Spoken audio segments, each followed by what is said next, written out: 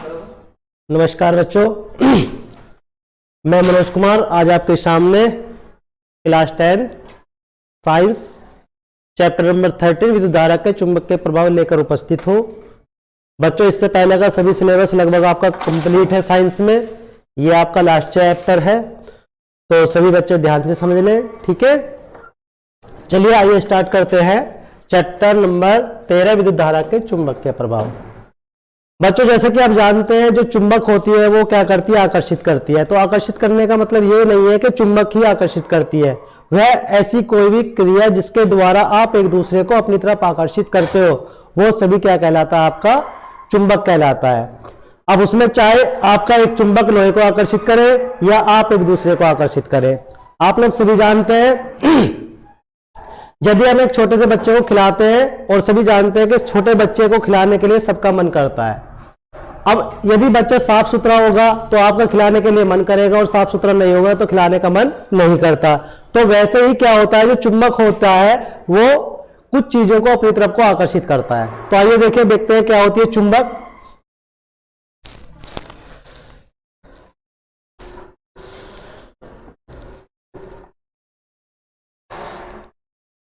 चलिए स्टार्ट करते हैं। चुंबक ऐसी वस्तु जो FeCuNi को आकर्षित करती है उसे हम क्या कहते हैं, चुंबक कहते हैं। आप सभी जानते हैं Fe क्या होता है, आपका आयरन, Co क्या होता है, आपका कोबाल्ट, और Ni क्या होता है, आपका निकिल। तो वह कोई भी वस्तु जो इन तीनों वस्तुओं को अपनी तरफ को आकर्षित करेगी वो क्या कहलाएगी, आपकी चुंबक कहलाएगी, ठीक है। देखिए खोज किसने करी है इसकी, मैग्नीशिया प्रांत में, इसीलिए इसे मैग्नाइट कहते हैं, जिसका सूत्र क्या होता है, Fe3O4। तो इसकी खोज कहां पर हुई थी बच्चों, मैग्नीशिया प्रांत में, इसलिए इसे हम क्या कहते हैं, मैग्नाइट। और इसका फॉर्मूला क्या होता है, Fe3O4, या इसे हम क्या कहते हैं, चुंबक, जिसे आप इंग्लिश में बोलते हो मैग्नेट। तो मैग्नेट बच्चा आपने समझ लिया हो कैसे नाम पड़ा, मैग्नीशिया प्रांत में इसकी खोज हुई, और मैं से क्या बनाया इन्होंने, मैग्नाइट, और मैग्नाइट से एक इंग्लिश का शब्द बना दिया है मैग्नेट, जिसके बारे में आप लोग सभी जानते हैं, ठीक है। इसके बाद इसका क्या गुण होता है, इसमें जो आपका गुण होता है आकर्षित करने का। अब आप सभी जानते हैं कि आकर्षित करने का क्या मतलब होता है। भाई हमारे पास में कोई भी चीज है, अगर एक दूसरे को आकर्षित करिए, अभी मैंने आपको बताया था कि एक छोटा बच्चा होता है, वो छोटा बच्चा आपको खिलाने का मन कब करेगा, जब वो साफ सुथरा होगा, अच्छे कपड़े पहने हुए होगा, तभी तो आपका मन करेगा। तो वो क्या कर रहा है, आपको आकर्षित कर रहा है। सेम उसी तरीके से आप कह सकते हैं कि आप शादी ब्याह में जाते हैं तो सबका अपना अपना एक अलग स्टाइल होता है। सब सोचते हैं कि मुझे किसी की शादी में क्या पहनना है, भाई की शादी में क्या पहनना है, बहन की शादी में क्या पहनना है। तो आप इस तरीके से क्यों सोचते हैं, क्योंकि आप सबसे अलग दिखना चाहते हो। और सबसे अलग दिखने का क्या मतलब होता है कि जब आप कुछ स्पेशल पहनोगे तो आपके नजर, आपके ऊपर सबकी नजर आती है, तो वो क्या कहलाएगा, आपका आकर्षण कहलाएगा। तो चुंबक का मतलब होता है अपनी तरफ को आकर्षित करना, अर्थात खींचना, ठीक है।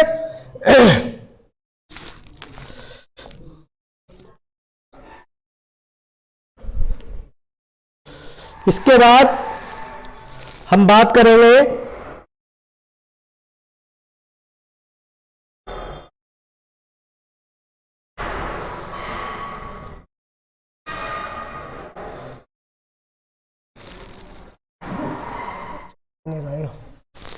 चुंबक के वर्गीकरण की, ठीक है। तो चुंबक के वर्गीकरण में हमारे कितने भाग होते हैं, चुंबक हमारी दो प्रकार की होती है। एक तो होती है आपकी प्राकृतिक चुंबक, प्राकृतिक चुंबक,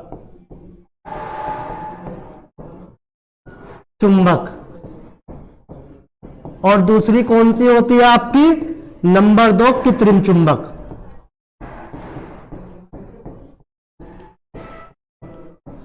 चुंबक, ये दो प्रकार के आपकी चुंबक होती है। अब प्राकृतिक चुंबक किसे कहते हैं और कृत्रिम चुंबक किसे कहते हैं। तो बच्चों वह चुंबक जो हमें प्रकृति के द्वारा प्राप्त होती है उस चुंबक को हम कहते हैं प्राकृतिक चुंबक, ठीक है।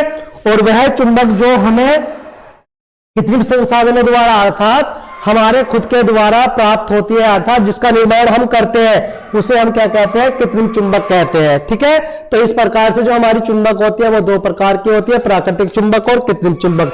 प्राकृतिक चुंबक मीन्स जो हमें प्रकृति के द्वारा प्राप्त होती है, हमारी पृथ्वी के द्वारा प्राप्त होती है, और कृत्रिम चुंबक जो मानव स्वयं अपने आप तैयार करता है उसे हम क्या कहते हैं, कृत्रिम चुंबक कहते हैं। ठीक है, इसके बाद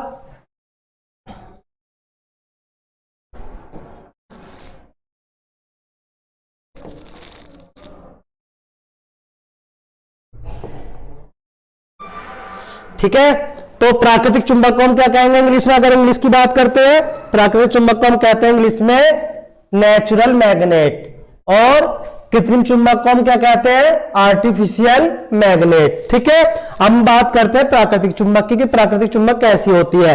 चुंबकत्व का वह गुण, अर्थात चुंबक का वह गुण इसके अंदर क्या होता है, कम होता है। आकृति कैसी होती है, अनियमित, यानी इसकी कोई आकृति नहीं होती है। ठीक है, इसके बाद आती है आपकी प्राकृतिक चुंबक। प्राकृतिक चुंबक हम क्या कहते हैं, प्राकृतिक चुंबक के बाद कृत्रिम चुंबक आती है, जिसका चुंबकत्व कैसा होता है, ज्यादा, अर्थात जो प्रकृति से प्राप्त होने वाली चुंबक होती है उसके अंदर चुंबक की ओर आकर्षित करने वाले वस्तुओं के जो गुण होते हैं वो प्राकृतिक चुंबक की तुलना में कैसे होते हैं, ज्यादा होते हैं। ठीक है, इसलिए इसका आकार क्या होता है, नियमित होता है। ठीक है, अब हम बात करते हैं प्राकृतिक चुंबक, कृत्रिम चुंबक की, अर्थात मानव द्वारा बनने वाली चुंबक।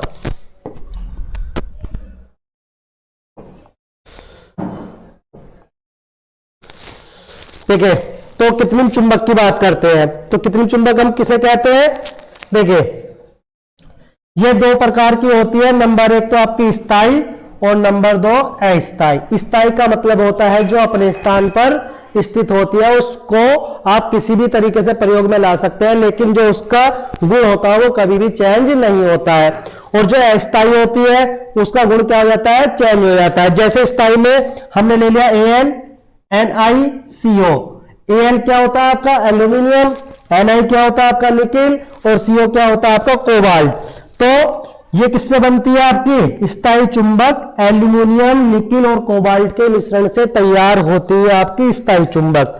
जैसे इसमें हम ले सकते हैं दंड चुंबक। दंड चुंबक का मतलब होता है अपने किसका, जो मैंने आपको क्लास में बताया था, एक आपका चुंबकीय छड़ होती है जिसके दो सिरे होते हैं, एन और साउथ, नॉर्थ और साउथ, तो उसे हम क्या कहते हैं, दंड चुंबक कहते हैं। इसके बाद आपकी अस्थायी चुंबक हम किसे कहते हैं, मुलायम लोहे से बनाई जाती है। तो जो आपकी अस्थायी चुंबक होती है मुलायम लोहे के द्वारा बनाई जाती है, जैसे कि विद्युत चुंबक। ठीक है, चलिए आगे चलते हैं।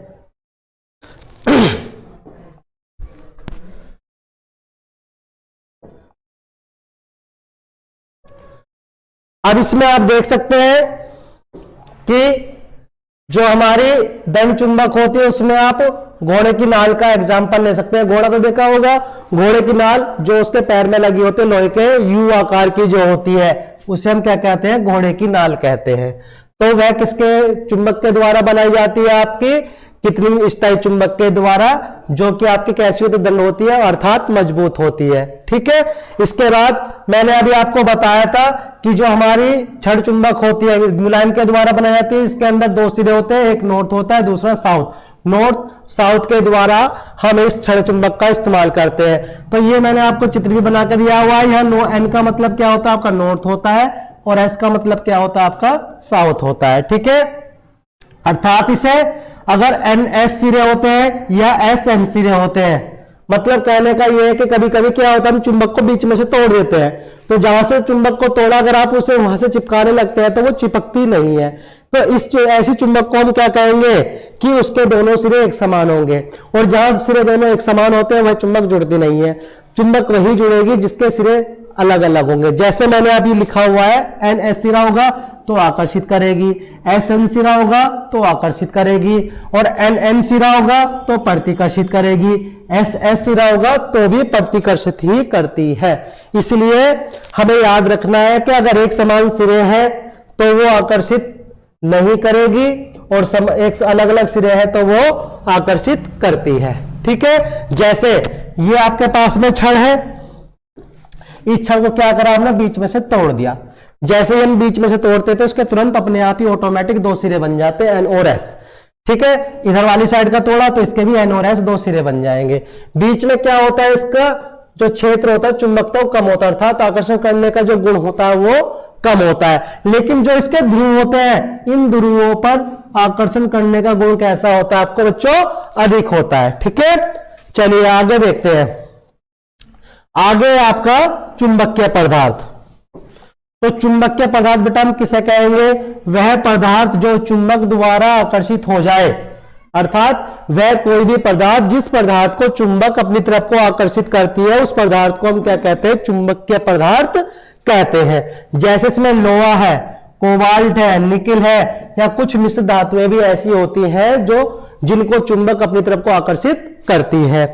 नेक्स्ट है आपका अचुंबकीय पदार्थ, या इसे हम विचुंबकीय पदार्थ के नाम से भी जानते हैं। तो वे पदार्थ जो चुंबक द्वारा आकर्षित नहीं होते उसे हम अचुंबकीय या विचुंबकीय पदार्थ कहते हैं। तो बात समझ में आ रही है बच्चों। तो ऐसे पदार्थ जो चुंबक के द्वारा आकर्षित नहीं होते हैं उन पदार्थों को हम क्या कहते हैं, अचुंबकीय या विचुंबकीय पदार्थ कहते हैं। जिनके अंदर आप कांच ले सकते हो, ठीक है, लकड़ी ले सकते हो, प्लास्टिक ले सकते हो इत्यादि। तो ये ऐसे पदार्थ होते हैं जो आपके कैसे होते हैं, अचुंबकीय पदार्थ होते हैं। ठीक है, तो बच्चों आज के लिए इतना ही काफी है। आने वाले वीडियो में हम आपको विद्युत धारा का चुंबकीय प्रभाव के बारे में जानकारी देंगे। ये आपकी थोड़ी सी इंफॉर्मेशन थी आपके चैप्टर नंबर 13 से रिलेटिव। थैंक यू बच्चों।